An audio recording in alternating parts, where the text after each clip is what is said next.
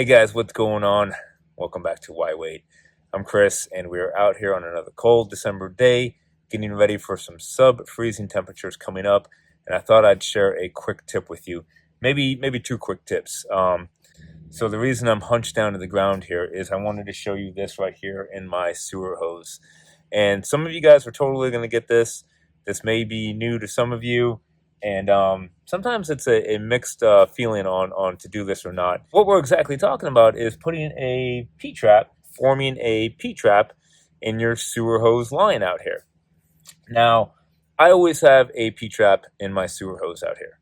And in case you may not know what a P-trap is, it's basically just making a loop that goes down and comes back up. What's going to happen is you're going to trap water in this bottom section right here. It's going to be filled up with water, and what that does is prevent any gases from coming up right here out of the sewer, going through your sewer hose and coming back up into your RV. And yes, most of our pipes in the RV do already have a P-trap underneath the kitchen counter, underneath the bathroom counter. They already have P-traps in them to prevent this, to prevent the smell coming up from our gray tanks. But this is going to help out with sometimes like sewer flies and extra smells coming up into the RV. Some of you will not have an actual P-trap underneath your shower, something you may want to go look at and check on, and that's a good way for smells to come back up through. So we do keep a P-trap in the sewer line out here, in this sewer hose. And I've actually had a lot of comments which surprised me. People from way back in the past have been like, oh my gosh, like, what's this guy doing? What's that weird kink in his hose? I'm not going to listen to him. He doesn't know what he's talking about. How come he has a huge bend in his hose? And I even reassured myself of this practice when I went down to the National RV Training Academy in Texas.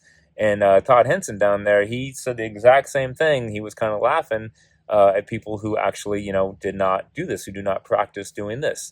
So I kind of reassured my notions that, hey, this is a good thing. We should be doing this. So to hear it straight from him, and in case you guys don't know, Todd with the big beard, down at the National RV Training Academy.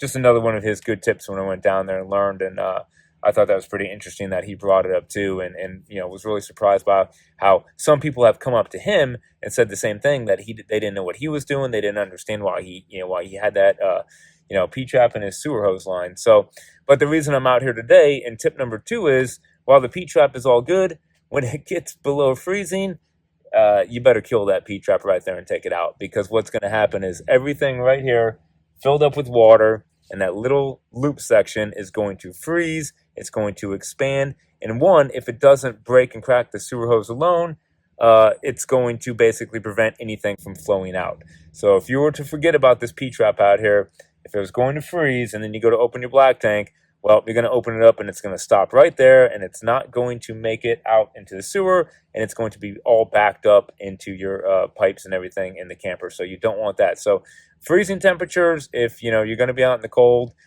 we just did a few videos about this a few weeks ago, but one of the tips was, put your sewer hose away at night, or if you're going to be like long term, just keep it put away, or definitely just take the P-trap out of it, that's what I'm going to do right now. I'm just going to get it back up here and just keep it straight. And I usually do keep mine connected, but I'll go ahead and walk the hose out a little bit and get any liquid out of it. So, and I do want to hear from you guys. Are you guys putting a P-trap in your sewer hose in your RV?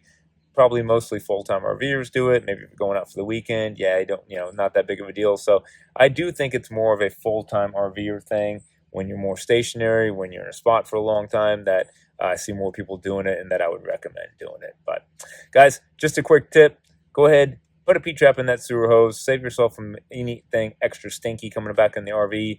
And then in the wintertime, tip number 2, don't forget to get rid of that little P-trap in your sewer hose so it doesn't cause you some unwanted problems. Guys, as always, we will see you next week.